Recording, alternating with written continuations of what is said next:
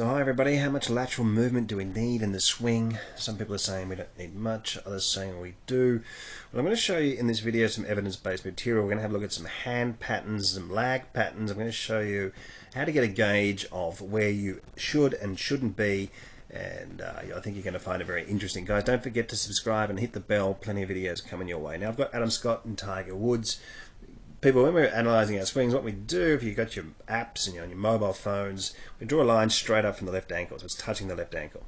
Okay, now with this video here, you'll be looking at using a 6 iron and 7 iron to get a gauge, something you're not trying to hit a high, hit a low, you're not trying to punch it or anything like that. We're just looking at a normal standard swing. And the closer that we get to some of these positions I'm going to show you, and some of the characteristics, the better you're going to play. All right, now when we're looking at, say, the Adam Scott's position here, what we'll see is as he gets into impact on the hands opposite the left leg, we'll see the amount of lateral movement that he has is half the left leg through the wall and a portion of the shoulder.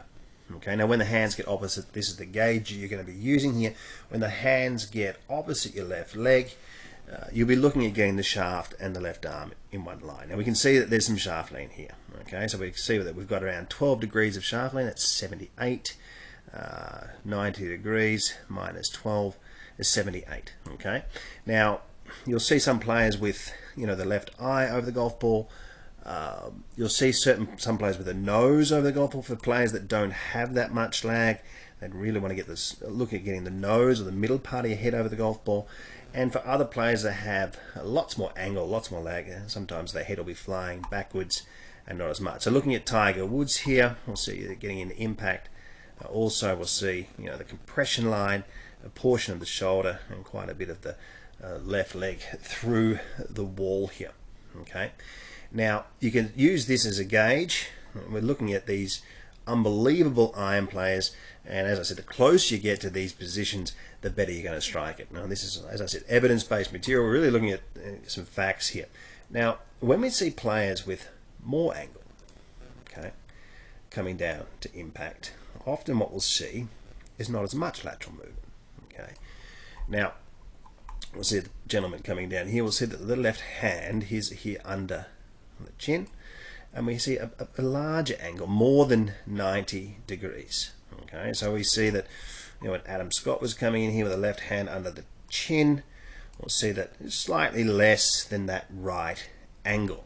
Okay, now this gentleman here, when he has more angle or more lag, or a bigger angle in that wrist, his angle of attack's going to be steeper. The club's going to be coming in a bit steeper, so he doesn't need as much lateral movement in this direction. The more lateral movement that you have, the more shaft lean that you will get, and the steeper the angle of attack and coming on the ball. So if he was to move with that amount of lag, as much laterally as Adam Scott, you'd probably find that he would have too much shaft lean. Now both players at impact in very similar positions here. This is 11 degrees of shaft lean, and when he hits the wall, the left hand, we'll see, is in a very similar position. So there's no flipping of the club here, but not as much lateral movement. Now with this style of angle, or this swing here, what we'll see is the head will not be over the ball. He can get away with that and still compress shots out. Okay, Matt Kuchar being another one with, you know, massive angle coming down, and you'll see with a 3-knuckle grip and a big angle like that, you'll actually see the head falling backwards, but in a very similar position. And the through impact here, with absolutely no flipping and compression, but we'll see not as much lateral movement. So the lateral movement, you know, the amount needed, the more lag or angle, the less that you need.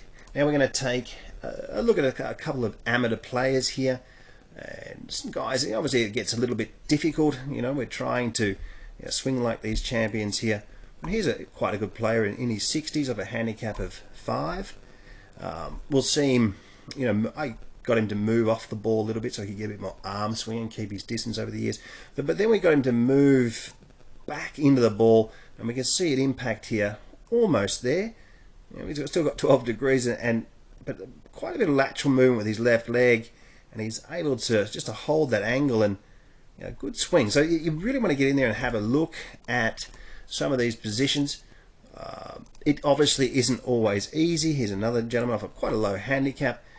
coming into the golf ball. Good lateral movement. Angle here, not really there, but good lateral, and just slightly flipped, but not a bad swing. But we need to have a look and see, well, what would be deemed not acceptable, and this is what's happening for a lot of people out there.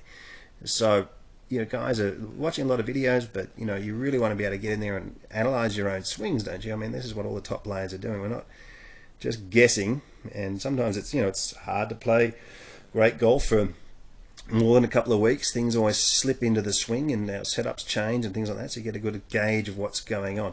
Now, when we have a look at this address position, I'll just get another player out here. Hang on a second. I'll just, for a lot of club golfers, this is the type of position that you should be looking at getting.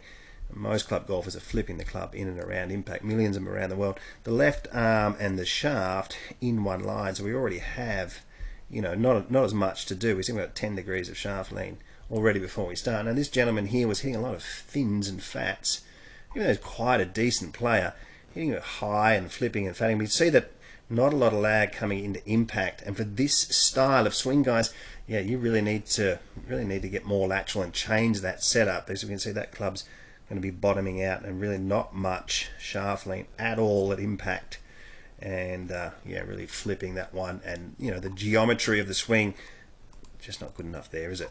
So guys, you'd have to have a look at, you know, getting himself up against the wall, getting some shaft lean here, and yeah, for this style of swing, you know, for a lot of the club golfers, getting, as Tommy Flip, we're getting enough lateral movement that, you know, a large portion of that, you can see here, Tommy's not, you know, he doesn't have a huge angle coming down, but just to counteract that, you can see him really, you know, getting 3/4 of his left leg through the wall.